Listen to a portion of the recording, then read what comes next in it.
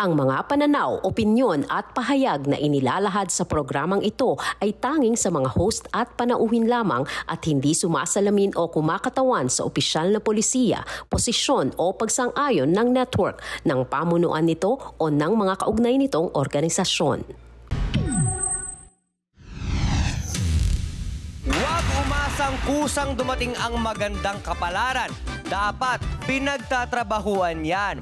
Basta't sa malinis at sa marangal na paraan. All-out support naman ang Team Puti dyan!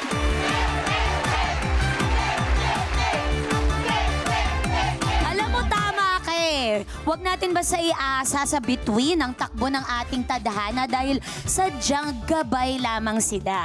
Ang tamang formula, sipag, tiyaga, at kapag meron ka nito, swerte ang lalapit sa'yo. Tama ba, Team Pula?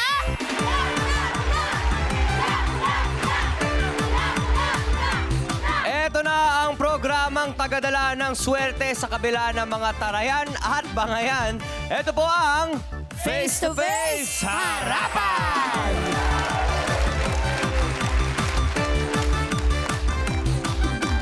Daig pa ang nanalo sa loto kapag isinapuso ang kanilang words of wisdom. Let's welcome our harapang tagapayo. Mag-manifest ng magandang kapalaran. Positive thinking yan mula kay Doktora Camille Garcia.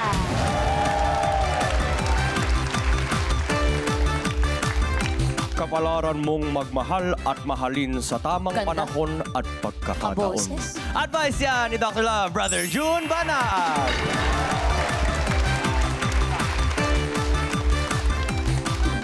Aba hindi uubray ang hula-hula lang. Dapat may ebidensya. Yan ang batas ng katotohanan. Tanungin po natin si Attorney Lorna Capunan.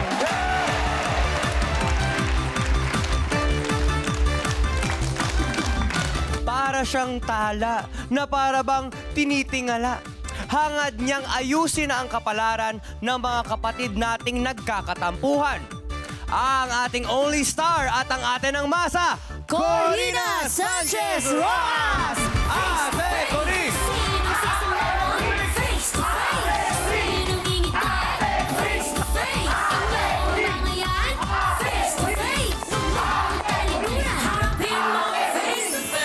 Ayan, okay.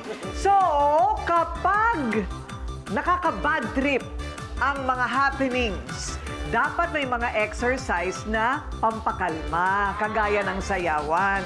So bago tayo mabwisit sa problema na naman na ating haharapin, sayawan muna! Bakit hindi?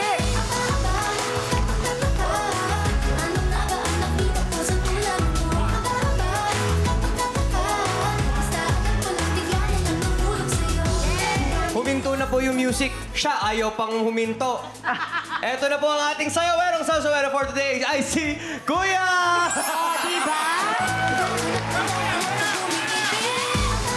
Let's go, Kuya! Salamat sa mga kaibigan natin sa Pincon Marketing. Ang groovy naman ni Daddy. Wow! Alam mo, ang Pilipino talaga, kung hindi sa kantahan, videoke, sa sayawan talaga, tsaka Zumba. Yes. Ayan. Isang tindero ng Rosario sa Quiapo, nagpahula gamit ang mga baraha. Ang sabi raw sa hula ay magkakaanak siya ulit. Pero ang twist, ibang babae daw ang kanyang mabubuntis. Ayun. Siya tuloy ay napatanong at napakamot ng ulo kung ang hula nga ba ay tarot o charot. Ayan si Lolit, magaling manghula yan, hindi manloloko. Yung hula kay Olet, hindi totoo yun. Haka-haka lang yun, wala namang ebidensya, kaya huwag kayo naniniwala basta-basta. Based po sa experience ko, sa hula po ni Madam Lolit, nagkatotoo naman ho. Nasa sa inyo na po yun kung maniniwala kayo o hindi dito po sa Quiapo. Si Olit, simula pagkabata magkakasama na kami. Walang babae yan, nagpakatingo yan, simula nag-asawa mga anak yan hanggang nagkaapo yan. Hindi ng babae yan kay Kelit. Wala akong nakita ni isang babaeng pumatol kay Olit. Yung hula-hulang niya, walang hula lang nga yan eh. Bakit yung mga manghula? Hindi nga mahula kung kailan sila yayaman. Nakakagulo lang sila ng pamilya. Mahulaan kaya natin ang kahihinatnan ng alitan nila Olet at Madam Lot. Harapan na!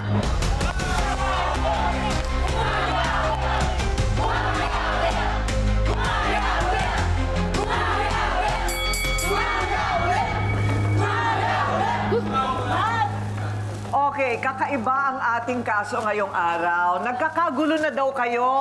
Opo. Tay, ng iyong asawa? Opo, nag-aaway na po kami lagi. Nag-aaway na kayo parate? Madalas po na ang awayin mo eh. Bakit? Hindi na rin po gano'n napagtinda. Gawa ng sinabi po ni Madam Lot na to.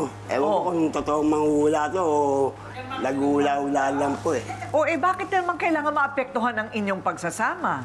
Ma'am, kasi po may asawa ko po, ma'am. Kilala po siya, ma'am. Kapag pa may nagtatanong po magpapahula, sa kanya po dinadala. Dahil isang araw po pinakamagandang manghula sa Quiapo. Oo. Kaya nga may naikwento nga po siya sa asawa ko, nasabi niya sa asawa. Nainulaan ko yung asawa mo na magkakaroon siya ng anak sa ibang babae. So kumbaga, walang client confidentiality clause. Hindi ba? Yung asawa ko naman po na naniniwala po sa kanya dahil kilala po siya ng asawa ko na magaling sa manghula. Ayun naman ang lumabas sa hula mo. Ayun ang lumabas. Ang nakita ko sa baraha, yun ang sinabi ko sa'yo. Hindi mo na sinabi sa asawa ko. Hindi! Dahil baka mo, ang motibo mo pagawain kami ng asawa ko. Dahil hindi mo na sinasabi. Sabi niya, ano hinula mo sa asawa mo? Dapat sa kanya mo lang sinabi para di sila nag-away. Hindi! Kasi ang motibo mo, sisirain mo yung buhay namin ng asawa eh. Yung nakita ko sa baraha, yun ang sinabi ko Kaya sa'yo. nga, ano naman makukuha ni Madam kung masira yung pagsasama? Ang dami naman niyang kliyente. Kasi lumapit siya sa akin, nagpahula. Kasalanan ko ba yun? Ayun ang nakita ko sa baraha mo. Oo nga, kayo nagpapahula, tapos kasalanan Nahulaan niya. mo bang ipapa-face to face ka? Ayan. Hindi ko alam yun. Pero nung nag-usap tayong dalawa, sabi mo, hulaan mo ako. Hinulaan kita. Nakita ko sa baraha. Yun ang sinabi ko sa'yo. May bayad ba? Nagbayad? Contribution lang. Ang kontribusyon? Oo. Okay. Kasi nagtitinda lang naman siya. Ano ba ang hinahanap po nagpahula ka? Wala mo kasi po, ma'am. Kaya try ko lang po kasi sabi po nila na magaling daw po silang manghula. Siya po pinakamagaling na manghula sa Quiapo. Kaya ako lang po nainganyo. Kaya lumapit po sa kanya. Hala. Sabi ko, Lot, tanong mo nga, hulaan mo nga kung talagang, yung hula niya nga po sa Totoo akin. yun. Yung sinabi ko sa'yo, totoo. Teka muna. Yun ang lumabas sa baraha. Ma'am, ang inaalo ko lang po sa kanya, ma'am. Ang inaalo ko lang po sa kanya, ma'am. Bakit sinabi? Sana hindi ka na nagpahula para hindi mo nalaman. Ang inaalo ko lang po sa kanya, ma'am, dapat, hindi niya na po bilanggit sa asawa ko. Tama! Dapat sa kanya lang. Okay, ano ang panig ng depensa naman ni Madam Lot? Malalaman natin sa pagbabalik ng Face to Face Harapan. Face to face, sinong sisimangot?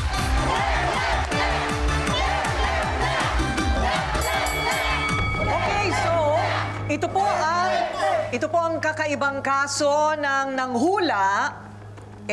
Okay naman, na nahulaan siya na magkakaanak daw siya sa ibang babae. Ang problema, sinabi ni Madam Lot sa asawa, kaya ngayon nag-aaway na sila. Okay, gaano katagal ka nang naghuhula dyan sa Quiapo, Madam Lot? Since 2000 pa po. So 25 years na. Okay, so sa 10 hinulaan mo, ilan ang nakakatotoo? Lahat. Lahat? Confident. Sabi sa inyo pang Miss Universe yung answer Hindi, totoo po. Mamaya nakapila na. Ako, mangungumisyon ako, ha? Wala naman po nagreklamo. Wala naman nagreklamo. Grabe, anong klaseng hula naman yan? Baka naman ang hula mo sisikat ang araw bukas at saka lulubog ang araw. Baka ganun ang hula mo. Okay, tarot. Tarot. Tsaka palmistry. Paano mo natutunan yan? Sa mother ko. Ay, nanay mo ganun din. Okay. Ito lang ang tanging naging problema mo. Oo. Sa 25 years, ngayon ka lang nagka-problema? Siya pa taga Quiapo. Oo. Siya pa yung nagka-problema. Ayun, kasi Samantala, iba malalayo. Oo. Hindi ako nagkakaproblema. Okay. Siya lang. Lumapit kasi yung asawa niya sa akin. Sabi niya, anong hinula mo sa asawa ko? Ayoko sana sabihin, kaya na pinilit ako. Sinabi ko. Yung sinabi ko sa baraha. Sabi ko, yun ang nakita ko sa baraha. Na magkakaroon babae asawa mo at magkakaanak. Yun naman, ano lang, parang ano lang yun sa baraha. Nakita lang. Maaring hindi mangyari, maaring mangyari. Oo. Yun ang ano ko. Nasa tao pa rin, ano? Nasa kanya pa rin yun. Malamang may duda na yung asawa kasi pinilit kang Selosa kasi pasami. asawa niya. Selosa daw. Hindi ate. kaya walang nagreklamo kasi hassle siyang balikan? Naniwala agad sa Diba? ano. Sinabi ko naman na maaring mangyari, maaring hindi. Yun naman, yan sabi ko sa asawa niya. So, paano naman yung naging problema sa inyong mag-asawa? Anong klaseng mga away ang kinasasadlakan Kung nyo gusto mo, ngayon? batiin ko kayo. Yun nga po, ma'am. Hindi natin magtitinda po sa simbahan po ng Quiapo. Pinupuntahan niya po ako na binubunga nga po ako sa harapan ng mga tao. Baka naman kasi may history ka ng pambababae, kuya. Kaya Oo naman nga. pinagpupuntahan ka. Yun po ang hindi ko po ginagawa. Ayaw mo na aminin. Ilang nakalimang anak na rin po ako, ma'am. Sa kanya po lahat. Pero Tama wala na. po siya nakuha. Kita mo? Baka delay lang yung Sa kanya hula. po lahat, ma'am. Sa kanya, sa asawa ko po lahat. Di totoo. Wala po ibang babae. Okay. Tsaka, ma'am, ito po ang mga itsura ko na to, kita niyo yung edad ko, ma'am. Magbababae pa mo ba? Naku, kuya, wag kang papaano. May mga babae ang gusto. Gams. Nakaraan ka. Kaya nga, ma'am. Anong gusto ng babae? May mga babae gusto gilagid gums ang gusto. Kaya mag-ingat Tsaka, ka ma'am, din. yung binibenta ko lang po sa araw-araw, pangkain lang po namin. Minsan 200 lang po sa isang araw. Yun lang Totoo po. ba? Opo. Pagtitinda po ng Rosario. Tapos mag-iisip pa po ba ako ng gano'n, ma'am? Alam mo, ang kasalanan mo, lumapit ka.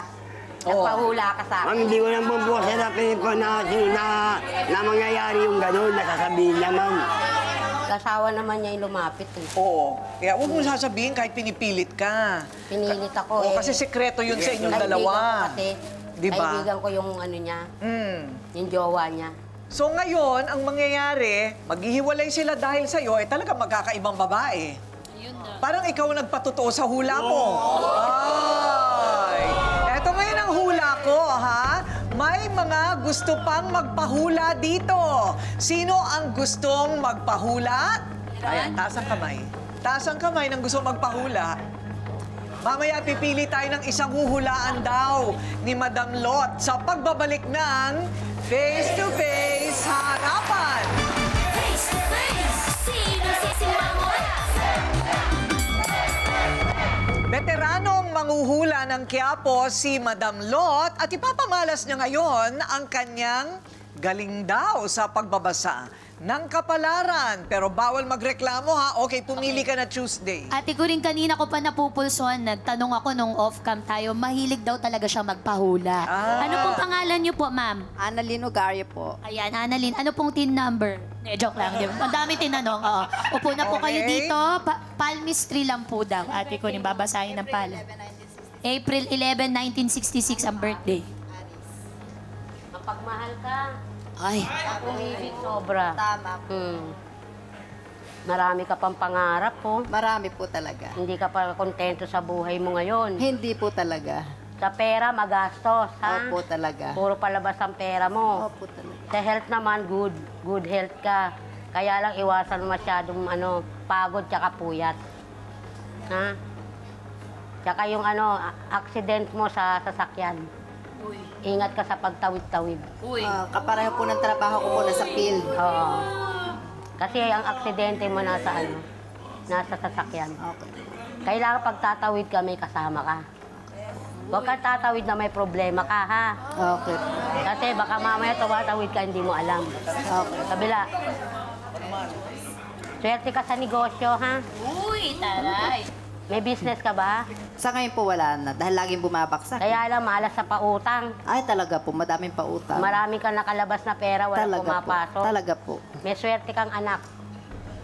Babae. Ilan ang babae mong anak? Lahat po babae. Naku, yan ang magbibigay ng swerte sa'yo. Talaga po. Mga anak mong babae, matataas ang pangarap niyan. Yan ang magpapayaman sa'yo, hindi asawa. Ay, wala na po yung asawa ko. Kaya nga, sa anak ay babawi, hindi sa asawa. Malas ka sa pag-ibig eh. Talaga po. Huwag ka na magmamahal. Talaga. Malas ka. Okay! Ate Coring, parang kahit sino naman yata kailangan mag-ingat pagtatawid. Yung iba kasi okay lang. No, ang sinasabi niya, may nakikita siya, kaya mag-iingat siya. Ayun. Lahat naman nag-iingat, pero siguro ang sinasabi ni Madam Lot, may pangitain siya na baka may mangyari. Ayun. Okay. Who's to say? Sino naman ang magsasabi na hindi naniniwala si Madam Lot sa sinasabi niya, hindi ba? Okay. Bad for business daw ang pagrereklamo ni Olet. Sabi yan ng mga iba pang mga kasamahan nila tulad ng isa pang madam ng Quiapo. Madam Rufa, humarap ka na.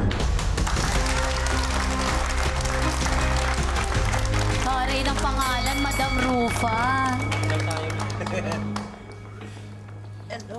Okay, hello po. Madam Lot and Madam Rufa. Mga madam-madam palang mga tawagan dyan, ano? Opo, So, barkada kayo? Magkatabi kami Magkatabi sa kami sa pwesto. Ah, magkatabi. Hindi naman nagkakaunahan sa kliyente. Minsan. Hindi. Okay, okay. Bigayan kami dalawa. Okay. So ano yung sinasabi mo naman na malas sa negosyo yung ginagawa ni Olet? Dahil sa totoo naman kasi lahat ang sinabi niya, ba't ayaw niya naman kasi aminin na hindi gumaganon? Sa negosyo, huwag mong haluan ng kabalastugan para swertehin ka. Okay. Kahit sinong negosyo yan, kahit sinong lalaki yan, pag Oo. pinasukan nila isang bagay, down ka. Pero agree ka ba na kasi sinabi ni Madam Lot sa asawa niya kaya nag-aaway eh? Ewan ko ba ito? Walang Naituro ka tuloy. control ang bungangat. Kaya Madam nga. Rufa, kakampi natin siya. Kakampi natin. Kakampi. Tawagin naman natin ang kinakasama ni Olet. Ayun, na medyo sobrang apektado sa hula ni Madam Lot. Leia, humarap ka na.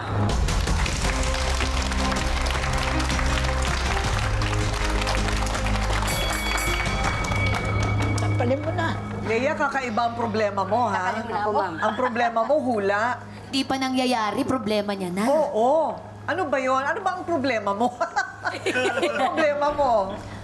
Personal po problema ko, ma'am eh. Hindi ko alam kung totoo po yung sasabi sa akin o talagang binibiro lang ako. O, binibiro lang. Oo po. Kaya lang pagkasabi niya parang seryoso. Okay. Tapos anong ginawa mo? Yan po ko po asawa kung sinasabi sa akin ng nanguhula, kung totoo yun. Yung siyempre, hindi mami sa akin to. Paano niya nasabi sa akin kung napahula sa nang gano'n sa kanya? Tapos, kung mga pa, hindi totoo yun, nagsasinungaling manguhula na yun, sabi po siya sa akin. Sabi ko, sino ba sa inyo talaga nagsasabi na totoo? Hindi ko na alam kung sino paniniwala ko sa kanila. Ito po, araw-araw lang po nangyayari, away lagi, mag-iising away. Parang nang utak ko na wala nang ano. Sigurado ba kayong yun lang ang pinag-aawayan? Yun yung hula lang, ate? Wala ba kayong ibang problema na source ng away? Yan na po, ma'am. So, ikaw ba may pagdududa ka sa asawa mo? Opo. Ay! Di lumabas na yung totoo. May kutob si Leia. Dapat doon ka, Kuya Olet. Wala na pong sinabi niya sa akin, yun, nagkaroon na ako. Yun na nga ang sinasabi ni Tuesday kanina. Siguro may duda ka na, biglang nagatungan. Oo, naapuyan. O, sino pinagdududahan mo? Dahil lang, mga kapitbahay lang din. Ayan. Pogi kasi si Kuya Olet eh. May history ba si Kuya Olet na ng babae sa buong pagsasama ninyo? Yung totoo. Meron, wala? Ayun. Masunurin lang po si Kuya Olet kasi meron tayong kasabihan. Love thy neighbor. Ha? Iba yun. Hindi ganun yung love thy neighbor. Ang babae na talaga lalaki. Ayan. Saan ba dapat maniwala? Sa hula o sa hinala? Ay, iba yun, ha?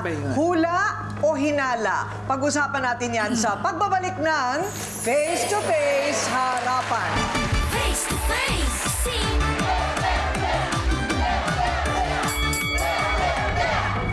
O Tuesday at Ryle, ano? Hula o hinala? None of the above. Wow. Oo, bakit?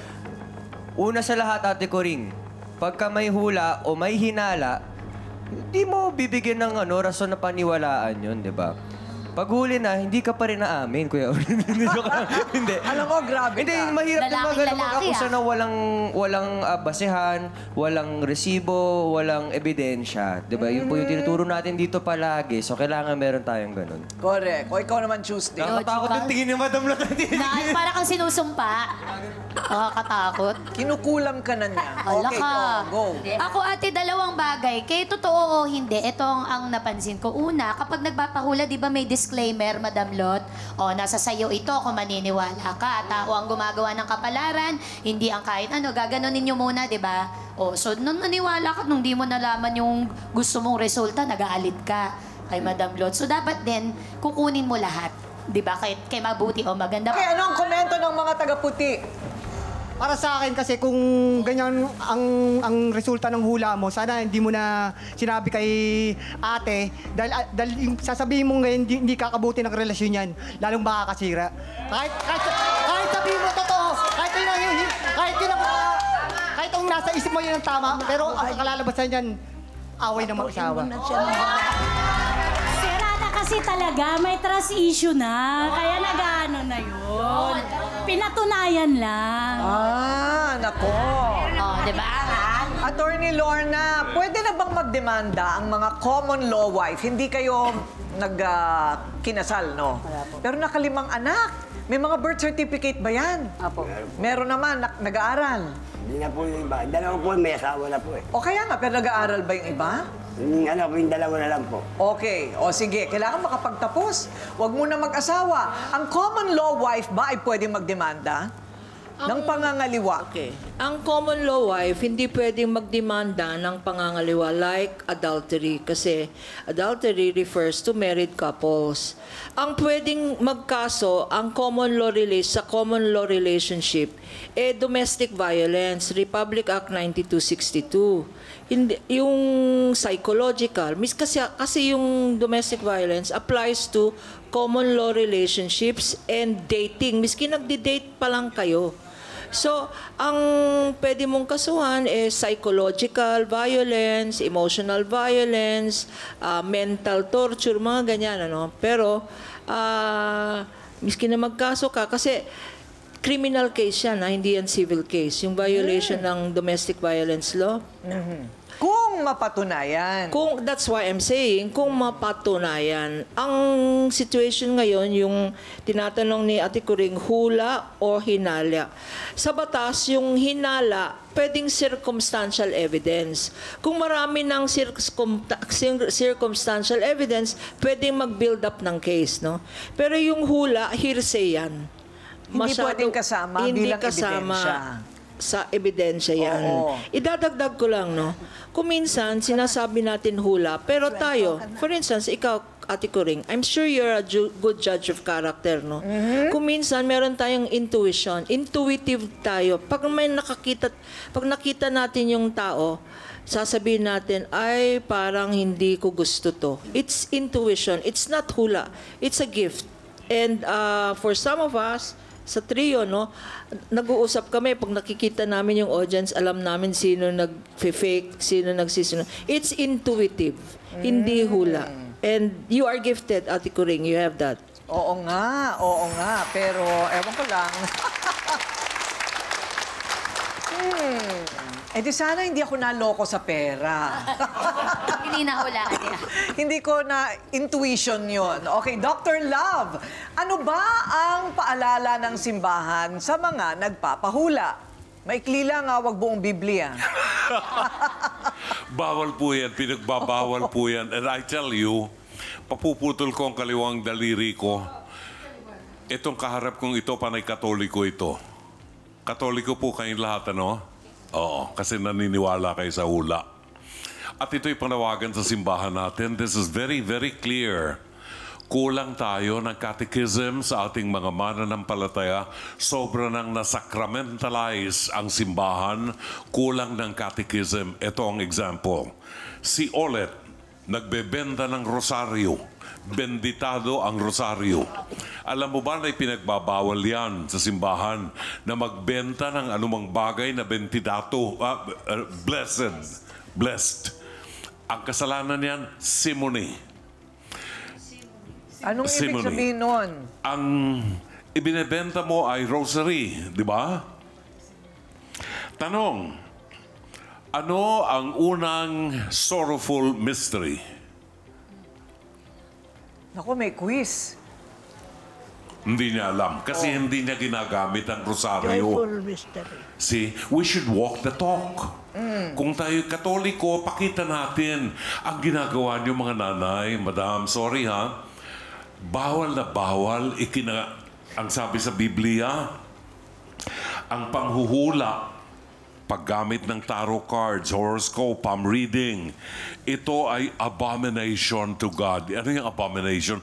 Kasuklam-suklam sa mata ng Diyos. Tanong sa inyong mga manghuhula, nagko-communion ba kayo sa simbahan ng Quiapo? Hindi. Nagko-confession ba kayo? Opo. Nagko-confession kayo? Eh di pa ulit-ulit ang confession nyo. Yun din ang kasalanan, di ba? Anyway, huwag na masyadong mahaba. Warning lang to. Kasuklam-suklam sa Diyos ang ginagawa ninyo. No? Kung ginagawa niyong hanap buhay, may sinasabi ang Panginoon sa atin. Ang ibinigay sa iyo na libre, kung naniniwala kayo na kapangyarihan yan, ibinigay sa inyo na libre, ipamigay niyo ng libre. No? Yung donation, hindi yun kasama doon sa libre. Okay? So, walk the talk. Kung Katoliko, isabuhay ang pananampalatayang Katoliko. Only in the Catholic Church, you will see people na naniniwala sa palm reading, fortune telling. Pinagbabawal yan. Ate Kuring. Okay, thank you very much, Brother June. Doc Camille, kapag nagpapahula tayo at nagkakatotoo, mayroon bang paliwanag yun sa siyensya? Okay, kumisan po kasi tatandaan natin, kahit sino sa atin, pwede talagang sabihin natin, hindi siya hula, pero meron tayong tinatawag na kakayahan para makita or ma-observe kung ano po yung mga possible na body language or kaya yung nagpa-flatter ng ego. Una, pag sinabi ng isang manghuhula na, uy, alam mo, yung ano ka, ang mukhang napaka-decente mong tao, maayos ka. So, pag pina-flatter na gano'n, kahit naman po sino sa atin pwede magsabi nun. So, ego flattering yon. Tapos, meron din pagkakataon na yung shotgun na approach wherein sinasabi, alam mo, meron sa pamilya mo na merong sakit. Na alam naman natin lahat ng tao na pag sinabi sa pamilya merong may sakit. So ikaw naniniwala na. So ang nangyayari po, yung mga ganong klaseng pagkakataon, nakukumbinse, just like yung mga sinasabi natin na napaka-gullible. And then itong mga predators na to, pag nagsalita, sobrang convincing. At ako naniniwala ko sa yung sinabi ni attorney kanina na you have that kind of power, Ate Kuring. Kasi there's a tendency for us na pag palagi kang maraming nakakausap na tao, yung tinatawag in a blink of an eye, ganon, parang alam mo na kagad na parang mukhang medyo hindi maganda itong tao na to. There's a certain energy or parang aura na pinapakita na parang lalayuan ko to. So, hindi po siya, wala siyang scientific basis, pero ang punto dito, na madali tayo makumbinse. Magkaroon ng flattering or kaya naman yung sabihin na natin, yung approach na parang gano'n na sinasabi, tendency po natin talaga maniniwala at maniniwala tayo kahit na alam na natin na sa totoo medyo dispalinghado yung pagkakasalita na gano'n. Yung mga natural disaster, di ba? Yung iba po kasi, di ba, prediction na kasi yan eh. Lindol, o bagyo, anong tingin mo? Meron ba talagang mga pinagpapala rin? Yes. Meron silang sinasabi na may third eye who can predict, no? Pero still, hindi natin po pwedeng masabing lahat ng sabihin nila tama na nangyayari, no? Totoo din yun. Ang mahalaga rito, yung ipagkatiwala natin sa Diyos. Sa Diyos tayo unang magtiwala kaysa sa kapangyarihan ng tao. Okay. Mahuhulaan kaya natin kung saan hahantong ang relasyong halos nasira dahil sa hula. Malalaman natin sa pagbabalik ng Face to Face Harapan. Face to face, sinong sisimangon? Face to face.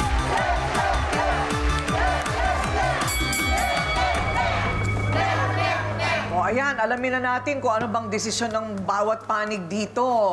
Okay, so kung yan ang paniniwala ninyo at kabuhayan ninyo, hindi na kami makikialam dyan, ano? Pero naintindihan na ba natin na mas magandang hindi na lang ipagsabi sa ibang tao yung hula ninyo sa isang tao? Tama, hindi ba? Ikaw naman, Lea, may ebidensya ka ba na may iba siyang babae? Matagal na po nung... Wala. Yung ngayon, wala. Wala po. O, tumigil ka na. Tapos, ewan ko ha, para kang may sakit. Ito ipapacheck up natin. Kasi parang ano yung mata niya no? Iba yung kulay ng mata. Oo. Tapos, mag-counseling kayo dyan. Kahit isang session lang kay Doc Camille. Ha? Couples counseling. Couples counseling. Para hindi ka kinakain ng sarili mong mga imahinasyon. Okay. At bibili ako sa'yo ng 20 rosaryo. Okay ba? Maliban sa pakinkin namin. Pero magbabati na kayo. Magbati na nga kayong dalawang mag-asawa. I-kiss mo naman, Daddy Olet, si Mami Lea. Sige na. Pakipot pa si Ate Lea. At ito naman si Madam Lot. O, kiss din kayo. Ay, hindi pala. Hoy, magbati kayo, magkamayan kayo na wala nang sabihan ng hula, At dahil ngayon ay panahon ng Pasko, meron tayong pamaskulubong sa kanilang lahat. Okay, nasaan na? Ayun, ay, may bigas na, Lahat kayo may bigas. Yehey! Pwede na kayong magbenta ng arroz caldo. Ayan. Ayan. Salamat po sa mga kaibigan natin sa Commodity Trader PH. Ayan. Kaunting... makakatulong naman siguro yan kahit paano. Opo, ma'am. Ulam na lang po bibilin. Ulam na lang ang bibilin. Baka may benta mo yung sakong yan, ha? Okay. So, alam po ninyo, halos lahat tayo. Aminin na natin ito, ha? Halos lahat tayo ay minsan nang naniwala at sumandal sa hula. Yung sa dyaryo na lang dati, alam ko, binabasa ko yan dati Hindi ba, no? Horoscope, di ba? Ito ay sa kagustuhan natin malaman kung ano na ang kasunod. Kung aangat ba sa buhay o mamalasin, kung magkakatuluyan ba o mabobokya sa pag-ibig. Pero bakit tayo tataya sa hindi sigurado? Bakit hindi na lang tumaya sa bagay na kaya naman nating siguraduhin? Halimbawa, hindi naman yumayaman mula sa hirap ang tamad. Ang mabait ay kapitin ng swerte at ang masamang ugali, kapitin ng malas. Kapag hindi pa kayo nagkatuluyan, edi ibig sabihin, hindi siya ang para sa'yo.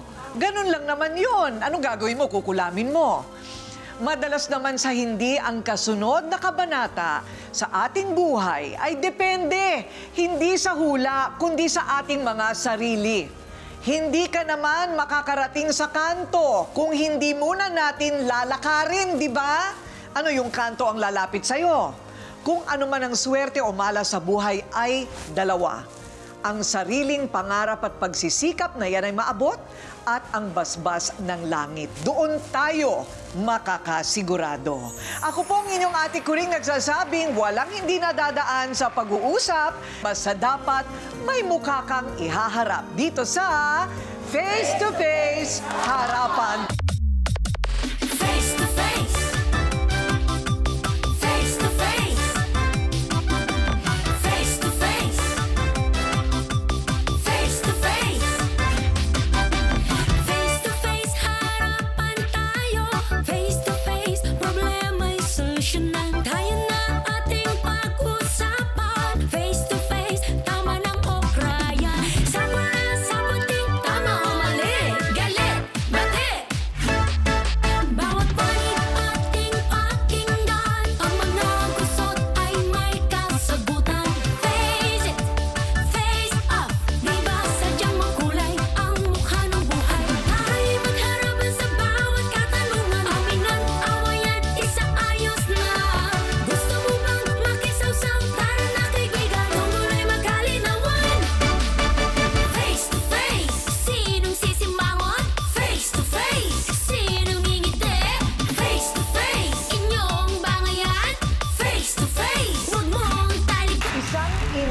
Nagmamakaawa sa kanyang anak na tila wala na raw pang unawa. Gali po siya kasi ate niya nagkakalat ng ihi tsaka dumi. Nawain mo na lang kasi lumpo yung ate mo. Nagsisigawan daw kayo madalas. Paano po kasi reklamo siya na reklamo eh. Kasi may asawa at anak naman po yan eh. I think may deeper problem. Sobrang na po pag-unawa binibigay sa ate ko eh. Isang matandang inalabis-labis ang awa sa anak na may polio. Pero ang isa pang anak tila wala daw pang unawa at pasensya sa kalagayan ng kapatid. Harapin mo face to face.